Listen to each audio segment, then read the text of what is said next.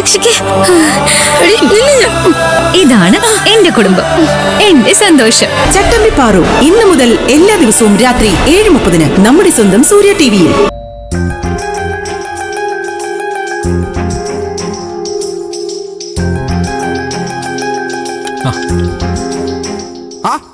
രഘുവാട്ടം തിരിച്ച് ഇങ്ങോട്ടൊക്കെ തന്നെ വന്നോ? അമ്പിളി ചേച്ചി ഉണ്ടല്ലോ. കുഞ്ഞുങ്ങളെ കൊണ്ടുവന്നില്ലേ ചേച്ചി? ഇല്ല, പിന്നെ മക്കള് പഞ്ചരന്തത്തിലാ. അവിടെ സരോജന എൻ്റെ ഉണ്ട്. ഞങ്ങളുടെ തിരിച്ച് പോവുകയും ചെയ്യും. ആണോ? ചീരുവിനെ ഇന്ന് ഡിസ്ചാർജ് ചെയ്യാ. അങ്കിളിനെ കണ്ട് ആ വിവരം പറഞ്ഞ് പോവാന്ന് കരുതിയാ ഞാൻ ഇങ്ങോട്ട് വന്നത്. ചീരുവിനെ അച്ഛനും അനുപമയും കൂടി വീട്ടിലാക്കാമെന്ന് പറഞ്ഞു. എല്ലാ അച്ഛനങ്ങ് ഏറ്റെടുത്തിരിക്കുക. ഞാൻ ബില്ലടക്കാൻ വേണ്ടി ചെന്നപ്പോ അച്ഛനാ ഹോസ്പിറ്റൽ ബില്ല് മുഴുവൻ അടച്ചിരിക്കുന്നു. 27,000 രൂപ. ഞാൻ പിന്നെ എന്ത് പറയാ? അച്ഛൻ മകൾക്ക് വേണ്ടി ചെയ്യുമ്പോ നമുക്ക് പിന്നെ വേണ്ടാന്ന് പറയാൻ പറ്റില്ലല്ലോ. ഏതായാലും ചീരു വീണ്ടും വീട്ടിലേക്ക് വരിക, അത് തന്നെ വലിയൊരു സന്തോഷം. ഞങ്ങളുടെ അച്ഛൻ എല്ലാരെയും സന്തോഷിപ്പിക്കാനേ അറിയൂ. പിന്നെ ആരെങ്കിലും അച്ഛൻ സങ്കടപ്പെടുത്തുന്നുണ്ടെങ്കിലേ അത് ഞങ്ങളെ മാത്രം. പിന്നല്ലാതെ ഇന്നലെ വീടിന്റെ അടുക്കള ഭാഗത്ത് ഒരു തെങ്ങ് വീണെന്ന് പറഞ്ഞ് അച്ഛൻ നമ്മളെ പഞ്ചരത്നത്തിലേക്ക് പറഞ്ഞു വിടുമ്പോ അച്ഛൻ രഘുവേട്ടന്റെ കയ്യിൽ ഏൽപ്പിച്ചത് എത്ര രൂപയാ? 3000 ഉലുവ. പാവപ്പെട്ട ആ അച്ഛൻ ഇന്ന് ഹോസ്പിറ്റലിൽ അടച്ചത് 27,000 രൂപ. അച്ഛന്റെ തരംതിരിവിന് ഇതിനപ്പുറം വേറൊരു ഉദാഹരണം വേണോ അങ്കിളെ? എന്റെ അമ്പിളി, നീ ഇതെല്ലാം കൂടി ചേർത്ത് വെച്ച് സംസാരിക്കല്ലേ? ഇത് രണ്ടും രണ്ടാ. അതങ്ങനെ തന്നെ കണ്ടേ പറ്റുള്ളൂ. അല്ല, എന്താ പ്രശ്നം? എനിക്കൊന്നും മനസ്സിലാവുന്നില്ല. വീട്ടിൽ നിന്ന് ചീരുവിന്റെ ഹോസ്പിറ്റൽ ബില്ല് അടക്കാനുള്ള ക്യാഷുമായിട്ടാണ് ഞാൻ പോയത്. അച്ഛനത് അടക്കുമെന്ന് ഞാൻ പ്രതീക്ഷിച്ചതേയില്ല. വേണമെങ്കിൽ ഞാൻ ആ കാശ് തിരിച്ചു കൊടുക്കാൻ തയ്യാറാട്ടോ. ഏയ്, അതിന്റെ ആവശ്യമൊന്നുമില്ല. ഇത് അമ്പിളി അവളുടെ മനസ്സിൽ തട്ടിയ വേറൊരു കാര്യം പറഞ്ഞതാ. അതും ഹോസ്പിറ്റൽ വിഷയോടൊരു ബന്ധമില്ല. ഇവളെ ചില നേരത്ത് ഇങ്ങനെ പിന്നെ എവിടെയും കയറി എന്തും വിളിച്ചോളേ. അപ്പോ ഞാൻ പറയുന്നത് മാത്രമാണ് കുറ്റം. അമ്പിളി വേണ്ട. നിന്റെ കാര്യം ഞാൻ അണ്ണനായിട്ട് സംസാരിച്ച് സെറ്റിൽ ചെയ്യാന്ന് പറഞ്ഞതാ. ഇനി ഈ വിഷയത്തിൽ ഒരു അക്ഷരം വേണ്ട കാര്യമില്ല.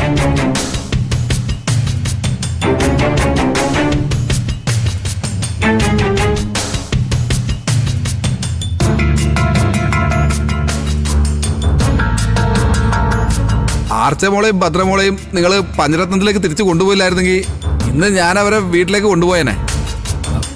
അത് സാറില്ല, പിന്നെ ചീരൊന്ന് നോർമൽ ആവുമ്പോ ഞങ്ങൾ അവരെ അങ്ങോട്ട് കൊണ്ടുവരാം. അതുപോലെ അത് മതി. എന്നാ പിന്നെ ഞാൻ ഇറങ്ങട്ടെ. ശരി. അച്ഛനും അനുവും ചീരുവിനെയും കൂട്ടി വരുന്നതിന് മുമ്പ് എനിക്ക് വീട്ടിലെത്തി പല കാര്യങ്ങളും ഉണ്ടേ. ഓക്കെ, പിന്നെ എന്നാ പിന്നെ കാണാം. ഞാൻ വിളിച്ചോളാം. ശരി ഞങ്ങൾ ശരി.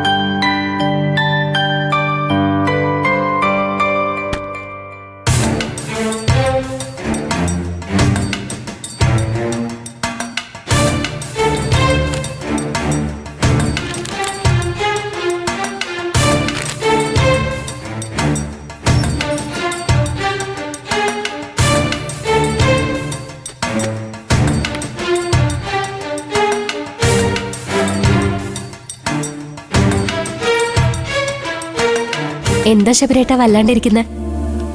തിരുപ്പൂർ മില്ലിന്റെ റെപ്രസെന്റേറ്റീവ്സ് പോയോ? പോയി. എന്താ പെട്ടെന്ന് പോയത്? ഓർഡർ കൊടുത്തില്ലേ? അവരുടെ കമ്പനിയിലെ മെറ്റീരിയൽ കുറവാണോ? ഏയ്, നമ്മൾ ഏറ്റവും കൂടുതൽ മെറ്റീരിയൽസ് എടുക്കുന്നത് ആ കമ്പനിയിൽ നിന്നല്ലേ. പിന്നെന്തു പറ്റി? എത്രയും പെട്ടെന്ന് മെറ്റീരിയൽസ് വന്നില്ലെങ്കിലേ വിഷുവിന് മുമ്പുള്ള പ്രൊഡക്ഷൻസ് ഒക്കെ അവതാളത്തിലാകുമെന്നാണല്ലോ സ്റ്റിച്ചിങ് സെക്ഷനിലെ സൂപ്പർവൈസർ പറഞ്ഞ്. അതൊക്കെ ശരിയാതേ. ഇങ്ങനെ പോയാ നമ്മുടെ ഇത്തവണത്തെ വിഷു ഓർഡർ മുഴുവൻ ക്യാൻസൽ. എങ്ങനെ പോയാ? ശബരേട്ടൻ എന്താ തിരുപ്പൂർ കമ്പനിക്ക് ഓർഡർ കൊടുക്കാതിരുന്നേ? അവര് റേറ്റ് കൂട്ടി പറഞ്ഞോ? അതൊന്നല്ലതേ, അവര് ക്രെഡിറ്റിൽ മെറ്റീരിയൽ ഇറക്കാൻ തയ്യാറല്ല. പ്രത്യേകിച്ച് വിഷു സീസൺ ആയതുകൊണ്ട് ക്യാഷ് മുൻകൂട്ടി കൊടുത്താലേ ലോഡ് വരും. കമ്പനിയിൽ നിന്ന് 20 ലക്ഷം രൂപ എടുത്ത് എന്റെ പ്രശ്നം തീർത്തതിന്റെ ഷോർട്ടേജ് ആണല്ലേ? തുണിമില്ലുകാരെപ്പോഴും നമുക്ക് ക്രെഡിറ്റ് തരാറുള്ളതാ. പെട്ടെന്ന് അവര് ഇങ്ങനെ തീരുമാനിച്ചതാ കുഴപ്പമായത്. ആ വാനിതിർത്തി ഇരിക്കി. എല്ലാ സെക്ഷനും നോക്കി കണ്ടായിരുന്നോ? ആ കണ്ടു ശബരി. മൊത്തത്തിലെ വർക്ക് കുറവാണോ ശബരി? അശോകേട്ടൻ ഇവിടെ ജോലി ചെയ്യുമ്പോ ഞാൻ വന്നപ്പോഴൊക്കെ ഒത്തിരി വർക്ക് നടക്കുന്നതായി തോന്നിയിരുന്നു. ഇപ്പോ കുറച്ച് ഡള്ളായി എടുത്തി. വിഷു സീസൺ തുടങ്ങുന്നതോടെ ഉഷാറായിക്കോളും. അതേക്കുറിച്ച് അനുസരിച്ച് ഞങ്ങളും പറഞ്ഞുകൊണ്ടിരിക്കുന്നത്. വിഷുവിന് മെറ്റീരിയൽ എടുക്കാൻ ശബരേട്ടന്റെ കയ്യില് പണമില്ല. 20 ലക്ഷം എനിക്ക് വേണ്ടി ചെലവാക്കിയില്ലേ?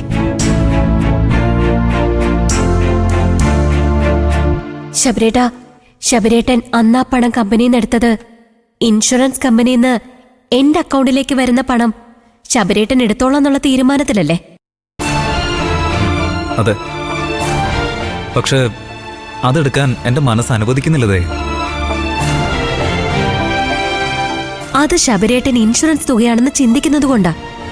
അത് മറന്ന് ശബരേട്ടൻ നിതിന് കൊടുത്ത പണമാണ് തിരിച്ചെടുക്കുന്നതെന്ന് ചിന്തിച്ച ഒരു പ്രശ്നവുമില്ല.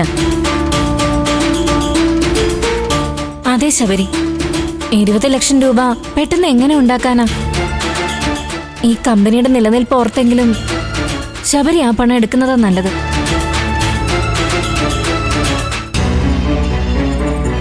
ശബരേട്ടൻ കൂടുതലൊന്നും ആലോചിക്കണ്ട. ഇപ്പൊ നമുക്ക് ബിസിനസ് ആണ് വലുത്. ഞാനും അനുദേശിച്ച് ഇവിടെ ജോയിൻ ചെയ്ത സമയത്ത് തന്നെ കമ്പനിയിൽ പണമില്ലാത്ത അവസ്ഥ വരരുത്. ഈ വിഷു സീസൺ നമുക്ക് തകർക്കണം ശബരേട്ടാ.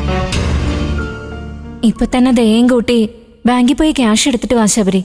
ഒരു ദിവസം വൈകിയാ അത്രയും നഷ്ടം കൂടുകയല്ലേ ഉള്ളൂ ശബരി. അപ്പോ ആ ക്യാഷ് എടുക്കാം അല്ലതേ? അതെ ശബരേട്ടാ, നമ്മൾ ആരുടെയും കയ്യിൽ നിന്ന് പിടിച്ചു പറിച്ച കാശൊന്നും അല്ലല്ലോ. നമ്മളെ ഒരുത്തൻ ചതിച്ചതല്ലേ? നിതിന് കൊടുത്ത പണം ശബരേട്ട വേണ്ടെന്ന് വെക്കേണ്ട ഒരു കാര്യവുമില്ല.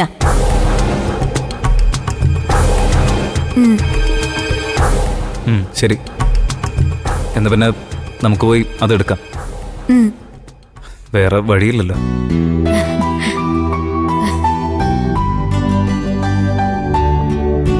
എന്നാ ചേച്ചി വാ, നമുക്ക് അപ്പുറത്തേക്ക് പോകാം.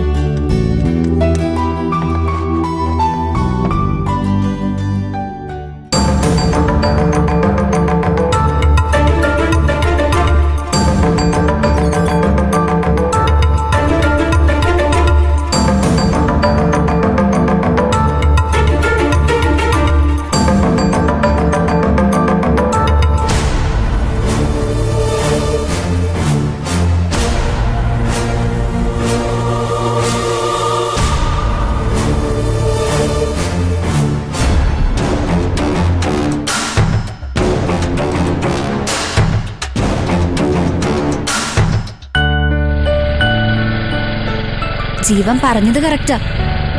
ഒരു ദിവസം ഞാനത് ഫേസ് ചെയ്യേണ്ടി തന്നെ വരും. ആ ഡേറ്റും ഫിക്സ് ചെയ്തു. എപ്പോഴാ? വരാൻ പോകുന്ന വിഷുവിന്. അന്നെല്ലാരും പഞ്ചരത്നത്തിൽ ഒത്തുകൂടുമ്പോ അച്ഛൻ എന്റെ കാര്യത്തില് തീരുമാനം പറയും. ആ അത് വിട്. വിഷുവിന് ഇനിയും കുറച്ച് ദിവസം ഉണ്ടല്ലോ. ജീവൻ എന്റെ ബർത്ത്ഡേയുടെ കാര്യം വീട്ടിൽ സംസാരിച്ചോ? ആ സംസാരിച്ചു. അച്ഛനമ്മയും ത്രില്ലടിച്ചിരിക്കുക. അവര് വേറൊരു കാര്യം കൂടി പറഞ്ഞു. എന്ത് കാര്യം?